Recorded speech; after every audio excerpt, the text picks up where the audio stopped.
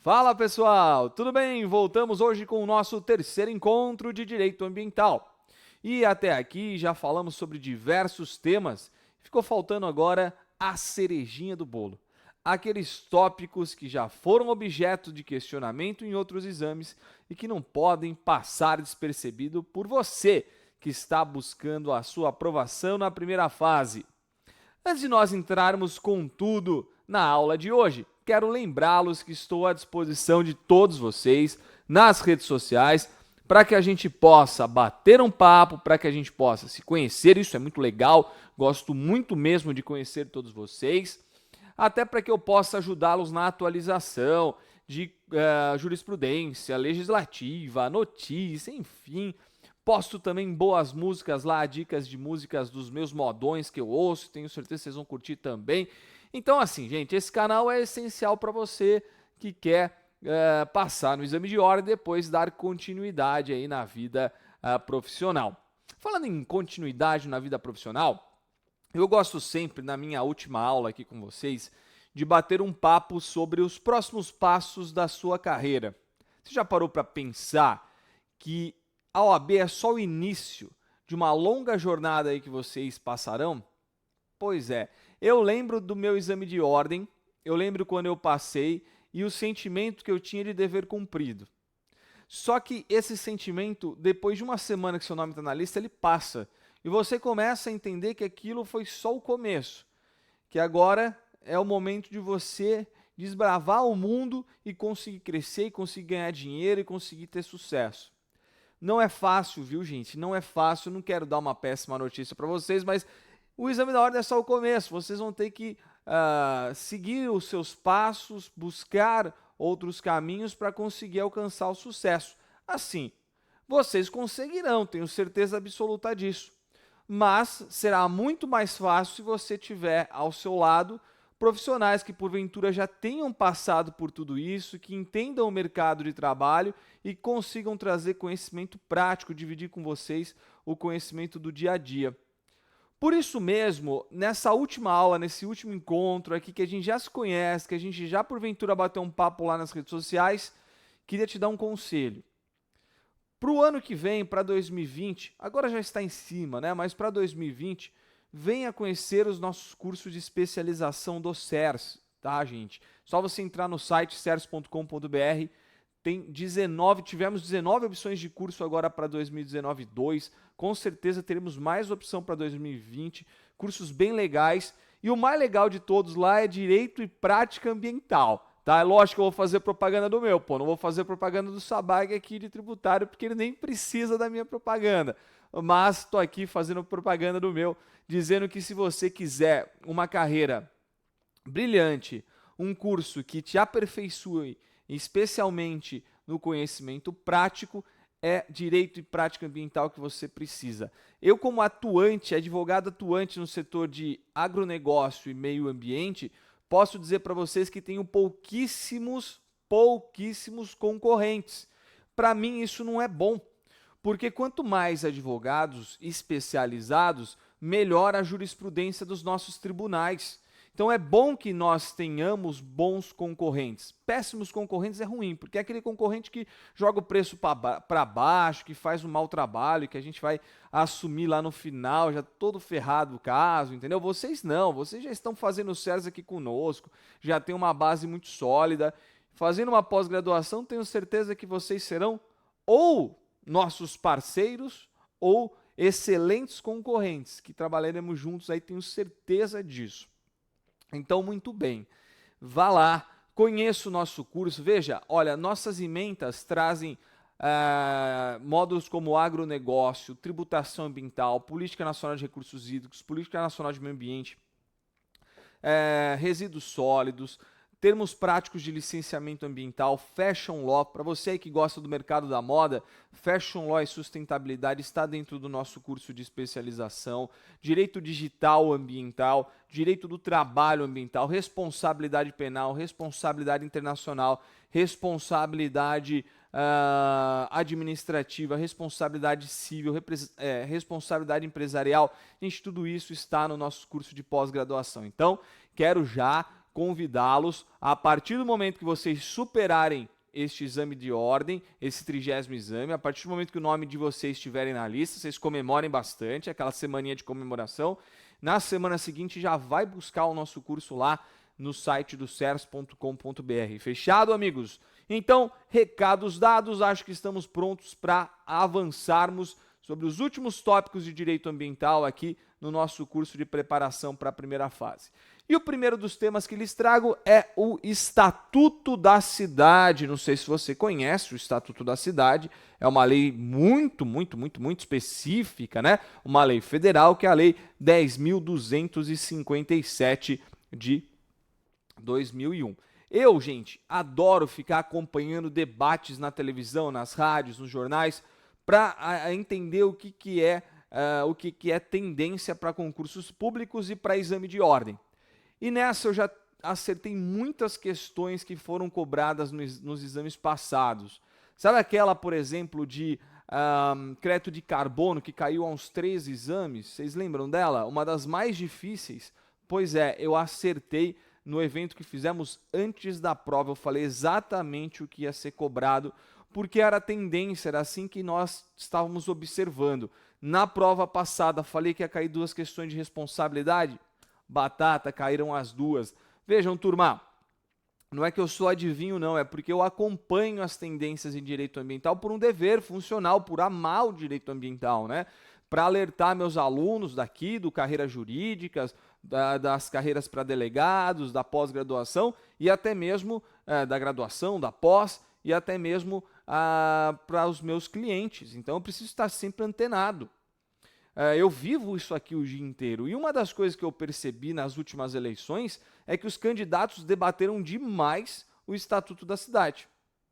O Estatuto voltou a ser tema das pautas jornalísticas. Uma lei que é um pouquinho antiga, é de 2001, mas volta com tudo aí depois da eleição de 2018.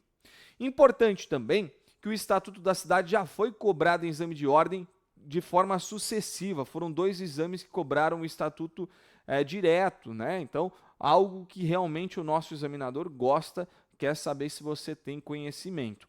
E o Estatuto da Cidade ele tem uma matriz constitucional, porque ele foi criado com base em uma ordem prevista no artigo 182. O que a nossa Constituição ordena aqui em tema de política de desenvolvimento urbano?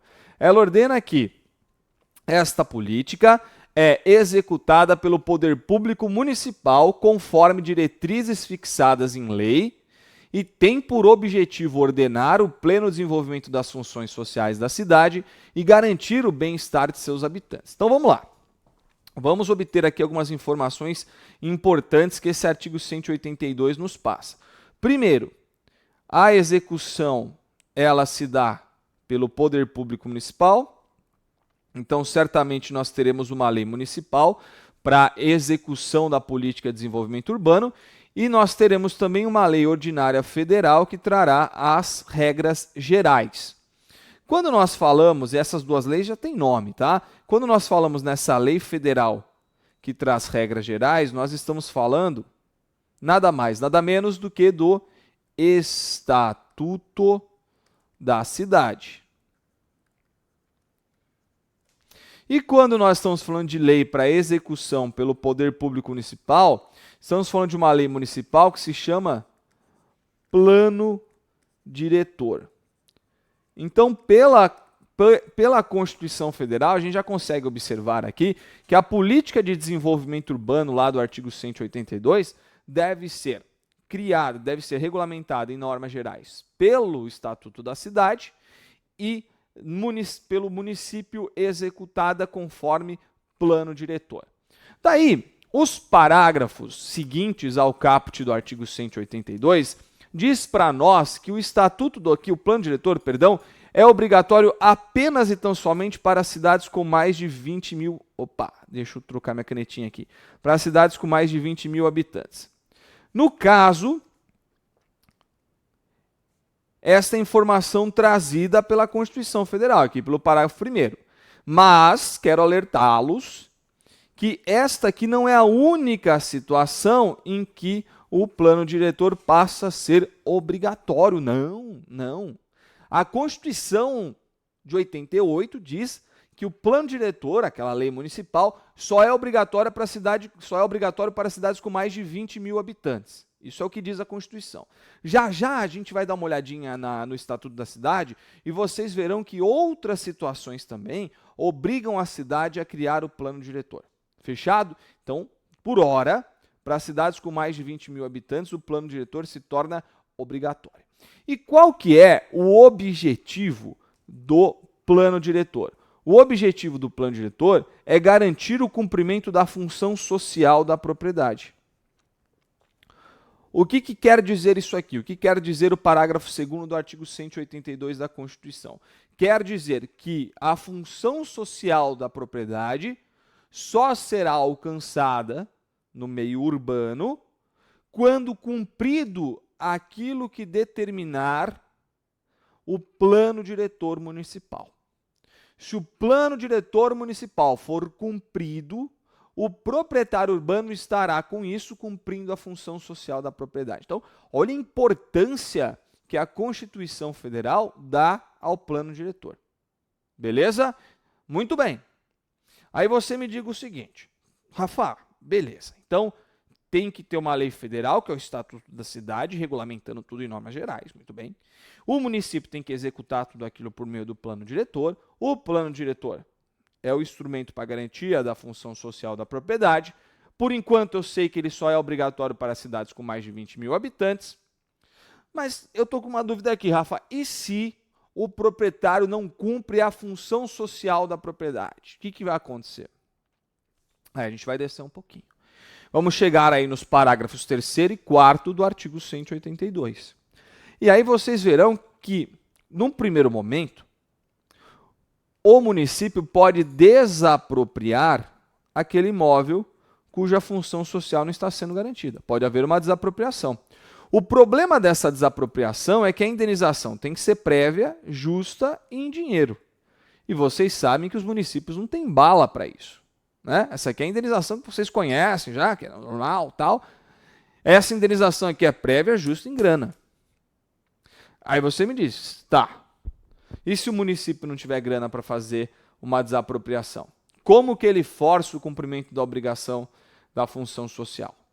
Aí a gente desce para o parágrafo 4º, que diz que é facultado ao poder público municipal, na área incluída no plano diretor, exigir a função social em imóveis que estejam não edificados, em imóveis que estejam subutilizados ou imóveis que estejam não utilizados, o cumprimento da função social. E este cumprimento se dará por meio de 3 formas sucessivas. Primeiro, se expedirá uma notificação para o proprietário parcelar, edificar no seu solo, ou seja, não deixa mais ele abandonado, sobe alguma coisa aí, constrói alguma coisa aí, dê uma finalidade social a esse imóvel. Se ele não cumprir a notificação, vai ser aplicado um imposto progressivo no tempo, que é o IPTU. O IPTU vai ficar mais caro, mais caro, mais caro, de modo a forçar o proprietário a cumprir a função social da propriedade. Ou, se não der certo a notificação, não der certo o IPTU progressivo no tempo, daí vai se aplicar a chamada desapropriação-sanção. Essa desapropriação-sanção é diferente do que está descrito lá no parágrafo 3º, hein? Essa desapropriação do inciso 3 do parágrafo 4º é bem diferente da desapropriação do parágrafo 3º. Ó, presta atenção no que eu estou falando. Aquela desapropriação do parágrafo 3º é a regular. Aquela que é paga de forma prévia, justa em grana, em dinheiro, em cash. Esta do inciso 3 do parágrafo 4º é a desapropriação-sanção. Essa só é aplicada pelo município se a notificação para parcelamento ou o imposto progressivo no tempo não forçarem o cumprimento da função social. E aí o município vem e desapropria com o pagamento mediante título da dívida pública, de emissão previamente aprovada pelo Senado Federal, com prazo de resgate de até 10 anos, em parcelas anuais iguais sucessivas, assegurado o valor real da indenização e os juros legais. Então percebam Que aqui a gente não está falando mais numa desapropriação com indenização prévia, justa em dinheiro. Não, que a gente está falando em títulos da dívida pública, em resgate por mais de 10 anos. Vocês compreendem a diferença entre a desapropriação normal e a desapropriação sanção? O proprietário aqui fica numa situação bem complicada. Ele está sendo sancionado, ele está sendo penalizado porque ele teve a chance de resolver a vida dele. Ele teve a chance de dar função social e não deu. Aí ele vai sofrer, então, uma desapropriação mediante títulos da dívida pública. Vamos conversar um pouquinho sobre esse chamado IPTU progressivo no tempo. Eu sei que muito provavelmente Sabag ou Josiane comentou com vocês a respeito do IPTU e da progressividade. Mas vamos analisar os aspectos urbanísticos do IPTU progressivo no tempo. Ó, percebam o seguinte, eu vou fazer aqui um desenho para vocês colocarem no caderninho. O imóvel está lá, subutilizado, não utilizado, imóvel, sem qualquer edificação. Primeira coisa que o Poder Público Municipal vai fazer é expedir uma notificação. Notificação para edificação. Opa, comi um D aqui.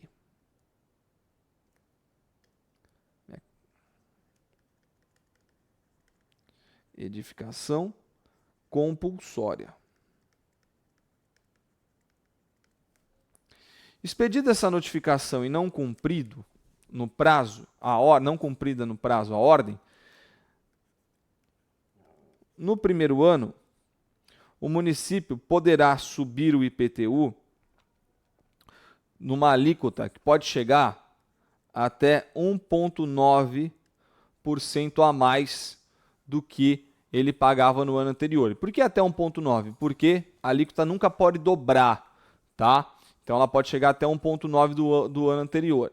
Depois, no segundo ano, se ele continuar a não cumprir a ordem de edificação compulsória, o IPTU pode subir, já que não pode dobrar, não pode chegar a 3,8%, vamos colocar aqui 3,7% no segundo ano. No terceiro ano, o IPTU pode chegar, suponhamos, até 7,5%. Estou dando números aqui hipotéticos, tá, turma? Só para vocês entenderem. No quarto ano, esse IPTU aqui que já estava em 7,5%, pode chegar a 10%. E no quinto ano, se ele continuar a não cumprir a ordem, pode chegar até 15%. Então percebam, de acordo com o IPTU progressivo no tempo, nós teremos aumentos sucessivos por até 5 anos, aumentos que jamais poderão ser o dobro do ano passado, podem perceber que eu nunca dobro de um ano para o outro, e aumentos que poderão chegar até 15%. A lei, o Estatuto da Cidade, fala que só pode chegar até 15%, não pode passar de 15%. Até porque, se passar de 15%, vai ter efeito confiscatório e vocês sabem que a tributação não pode ser utilizada com efeito de confisco. E depois do quinto ano, o que o Poder Público Municipal pode fazer se o proprietário lá continuar a não cumprir a ordem de edificação? Aí, nesse caso, ou o município mantém o IPTU progressivo, então ele pode manter o IPTU progressivo em 15%.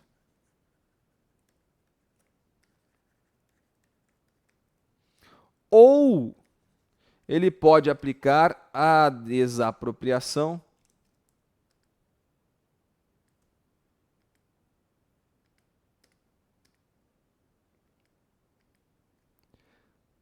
Agora veio minha canetinha, ó, agora deixa eu arrumar aqui. Edificação, ó, desapropriação, sanção. Estamos bem assim? Então, o IPTU progressivo no tempo pode ser aplicado depois da tentativa de notificação de edificação compulsória. Esse IPTU pode ter aumento durante 5 exercícios sucessivos, durante 5 anos seguidos.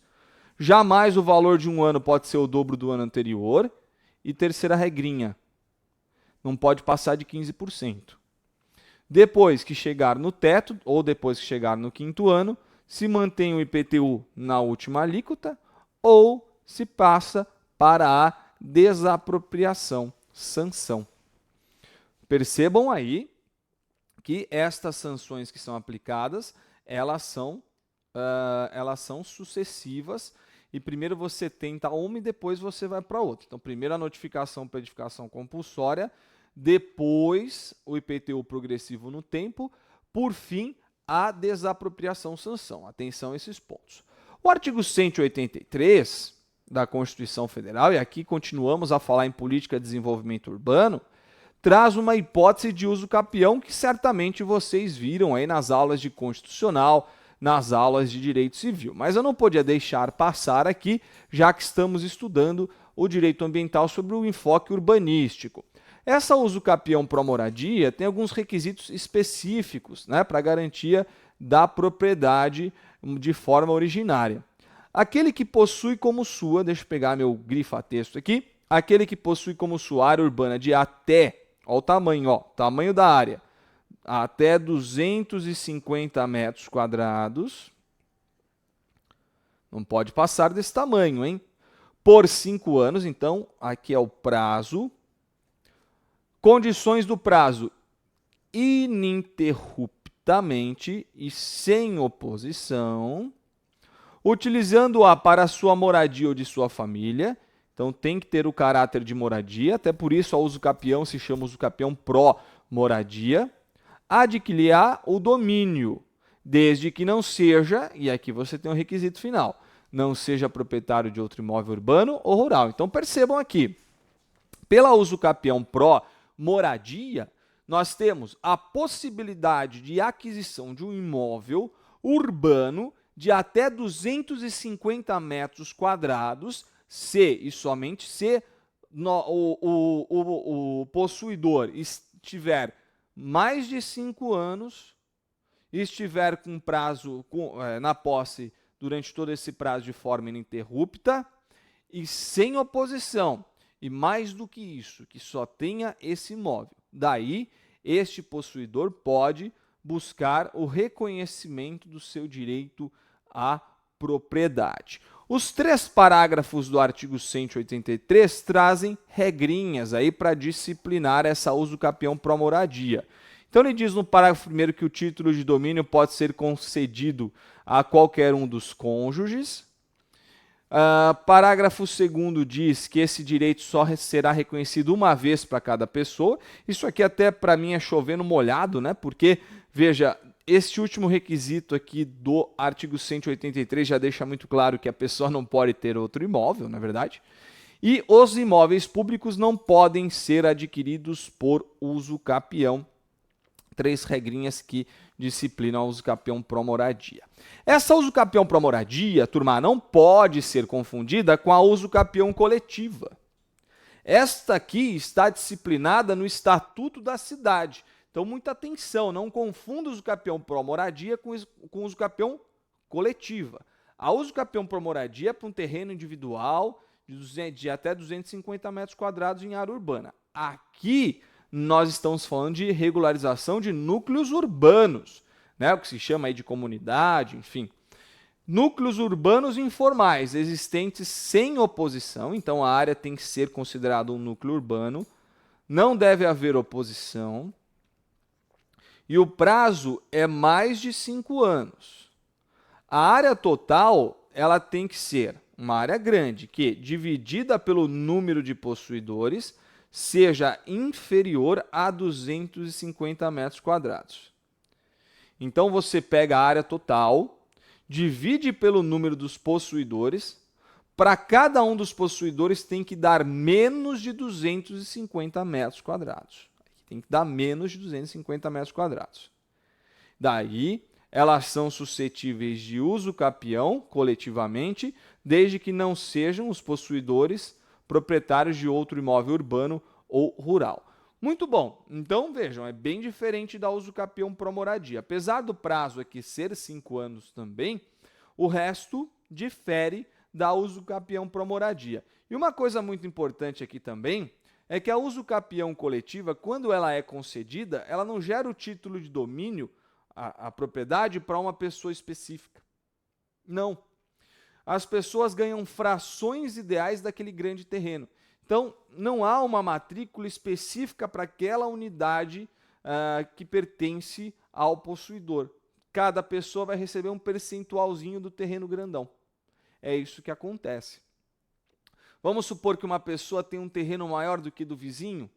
Se ela tiver um contratinho com o vizinho, o Estatuto da Cidade permite que essa pessoa que tem uma área maior, estipulada em contrato, possa pedir o reconhecimento desta uso capião, desse percentual maior, na justiça, no processo de uso capião. Então, ela leva esse título lá no processo de uso capião e pede o reconhecimento dessa fração maior do que tinha lá, do que tinha em direito, né, conforme divisão realizada no processo de uso capião coletivo.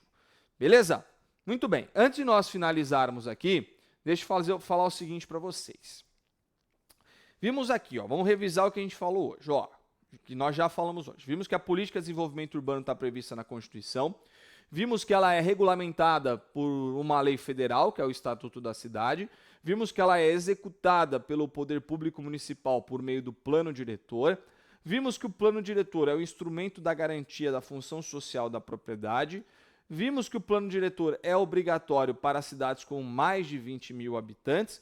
Vimos também que temos duas hipóteses de uso capião na política de desenvolvimento urbano, que é o uso capião coletivo e o uso capião pro moradia, que apesar de elas se parecerem, elas se parecem apenas no prazo, de resto ela é bem diferente.